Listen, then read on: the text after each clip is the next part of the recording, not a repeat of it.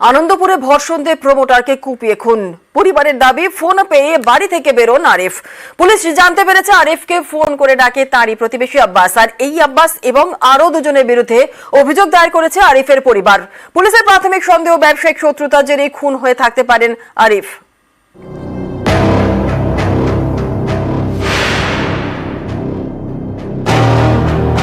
इंसाफ चाहिए भाई, हमको भाई मेरा चला गया भाई, हमको इंसाफ चाहिए। अरे भाई कोई नहीं उसका। ভর সন্ধে কলকাতায় প্রমোটারকে কুপিয়ে খুন। আনন্দপুরের তপসিয়া রোডের ঘটনা। নিহতের নাম আরিফ খান।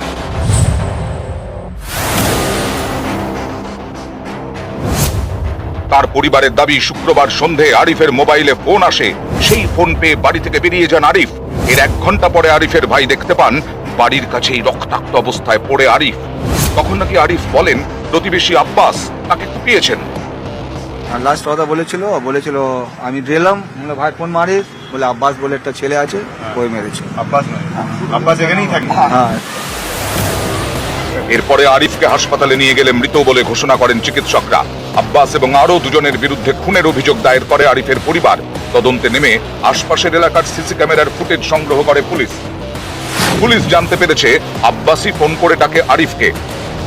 এরপর বন্ধু মুরাদের সঙ্গে বাইকে করে বেরোন আরিফ। বাইক চালাচ্ছিলেন আরিফ নিজেই।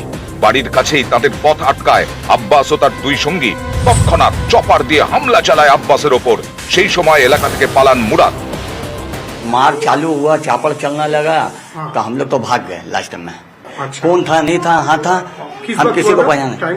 शाम का वक्त हम तो खुद अपना जान बचा के भागा भी है। हमको तो खुद दौड़ा दिया, कहा कि नहीं यहाँ तक दौड़ा के आए। এরপরেও নাকি আরিফকে বেশ কয়েকবার কোপানো হয়। প্রায় 8 ঘন্টা রক্তাক্ত অবস্থায় ঘটনাস্থলেই পড়েছিলেন আরিফ। একজন মানুষকে দুজন মিলে নির্মম ভাবে হত্যা করলে এভাবে রাস্তায়, এমন তো কোনো খারাপ কাজ করতো না। লোকটা ভালো লোক ছিল। খুবই অন্যায় হয়েছে। এটা প্রশাসনকে একদম পুরোপুরি কড়া স্টেপ নেওয়া উচিত। শুক্রবার রাতেই মুরাদ ও আব্বাসের বাবার বয়ান রেকর্ড করে পুলিশ। পুলিশের প্রাথমিক সন্দেহ ব্যবসায়িক শত্রুতার জেরেই খুন হয়ে থাকতে পারেন আরিফ। ক্যামেরায় শশীপাল চৌধুরীর সঙ্গে রৌনক দত্ত চৌধুরী, নিউজ 18 বাংলা।